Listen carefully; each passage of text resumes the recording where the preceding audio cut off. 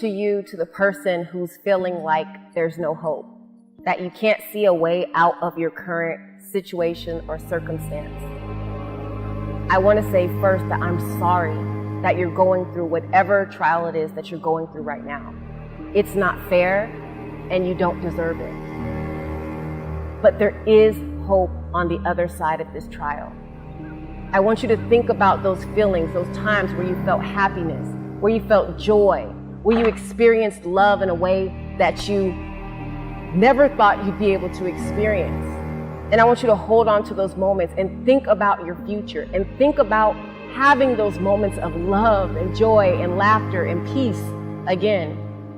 And I want you to know that right now, it's just a trial. It's just a test. The things that seem to hurt you and make you feel like you can't put one step in front of the other, it's just something that's going to happen to make you stronger. You don't have to get from how you're feeling right now to immediate joy and laughter. It might take time. But all I'm asking you to do is put one foot in front of the other and grasp onto that hope with everything that you have and know that this too shall pass. I'm rooting for you. When you think about, what you want out of life, where you want to make your mark, you have to start figuring out who you are. And so my first step is always to figure out who you are. Where can you be great? And when you do that, you have to put the blinders on. Don't look at anyone else because nobody else can tell you how to be you. So I dealt with homelessness and poverty growing up, domestic violence, growing up in a home with a lot of drug abuse and alcoholism. But I had that vision of going to the Olympics and I had that skill of jumping. I put those two things together and it was really the thing that pulled me through those difficult times. And I think that when people have those difficult times, you have to have something that brings hope and joy and has the power to propel you through difficult situations, because each and every one of us has them, but we have to be able to see outside of it. And when we lose hope, that's when we feel like giving up. People are losing hope and they can't see beyond their current circumstances and they feel like their runway is too short. But I want to bring the fact that there is hope. There was a time period in my life where I decided that I didn't want to live anymore. And just to see all the amazing and beautiful things that were waiting for me in life on the other side of that moment. I want people that are living in their 20-year-old devastation to know that there's life on the other side of it and to hold on to hope.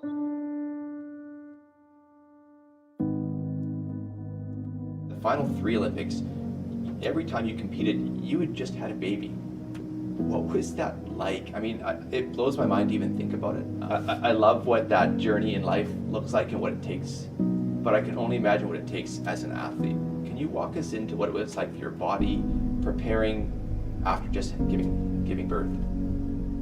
So your body completely changes after you have kids. I remember after having my first child, my ankles were so weak and I needed to be able to put a tremendous amount of torque and force into the ground to be able to high jump. And I remember having to take it one step at a time. And I think that whenever we're at a certain level and for whatever reason we get knocked down, we just want to get back to that level so quickly. But we forget the process of being patient with ourselves and being very meticulous and strategic towards getting back towards where we want to go, that we could injure ourselves or we put ourselves through a lot of mental anguish. And so for me, it was no different. I wanted to put myself through that mental anguish. And I had just jumped one of the best jumps in American history. And yet now I'm struggling to jump a height that I cleared my freshman year of high school. But I realized that I had to put one step in front of the other and I had to take it one day at a time. And by being consistent, I eventually was able to jump higher and get to the point where I qualified for the Olympic trials and then I qualified for the Olympic Games. But I learned throughout that process. And a lot of people say hindsight is 20/20 vision. And they say it in a negative way, like, oh, hindsight is 20/20 vision. But it's the reality that you could take that 20/20 vision, apply it to the next time and do it again without falling into the bear traps. And that's what I did from one Olympics to the next. I figured out a process that worked. Another saying that I love is that insanity is doing the same thing over and over and over and over again and expecting a different result. But they also say that quote in a negative connotation. The reality is there's a positive aspect to it. If you're doing things right, you get amazing results. You put in that recipe time and time again. It would be insanity to expect to get anything less than success. And so once I figured out what works, I keep doing it. My weight sheet is exactly the same as it was when I was in college. My training, I kept everything the same because I know it works. That is cool. Flipping that insanity quote and using that, as almost a formula to success. That is cool. If I fast forward, so you've been to 4 Olympics, you're preparing for 2020. 2019, you get a devastating diagnosis, and it changes your world. Can you let us know about what that diagnosis was?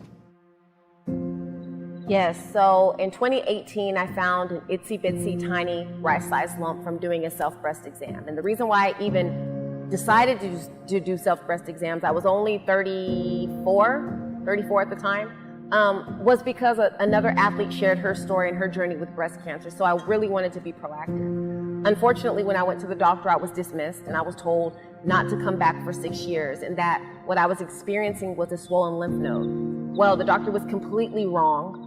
It turned out to be breast cancer, a very aggressive, fast-growing form of breast cancer that predominantly impacts African American women. And when I started learning the statistics about breast cancer and how impactful it is, that it could be as much as 1 in 8 here within the States that will be impacted with breast cancer in their lifetime, I was shocked and I was devastated. And being a mother that I thought that I had my whole life in front of me, now facing a diagnosis where I could die soon, my heart broke. But I realized that tenacity that was built over years of watching the Olympics, enduring poverty, enduring domestic violence, figuring out ways to come back from pregnancy to be at the top of the world, to break American records, I could take that same mindset and mental state and apply it to this breast cancer journey. And I started making a list of all of the things that I did to become successful as an athlete. But before that, I said no. I decided that I was going to be defiant and that I wanted to live and that my life was worth fighting for. And so, I did the same things. When you're an athlete, you look for a great coach, you look for a great nutritional plan, you look for, a great training program. I did the same thing. I looked for an amazing oncologist, amazing surgeon. I looked for an amazing medical team so that I could make sure that I could be here and watch my kids grow up. Shante, my mom went through breast cancer, and I remember the fear of that as a child. I remember the strength in her, the resilience, the tenacity. And I remember the family conversation, because it does start to look at you zoom out and you recognize there's a lot of life ahead of us, and how do we rally as a family? At the same time, you were having that family conversation though. What would you tell yourself as a 20-year-old? To not worry so much. I worried so much and paid so much attention to things that were not important. Family, love, friendships, experiences, and being able to be of service to one another. I would continue to tell myself to have faith, never, not for 1 second to give up faith, because everything works out exactly the way that it's supposed to. I think that those are the bits of information that would have kept me from a lot of days of crying and fighting with myself and being upset, because in the end, it always worked out. You know what, it's funny. It was an older lady who told me not to make mountains out of molehills.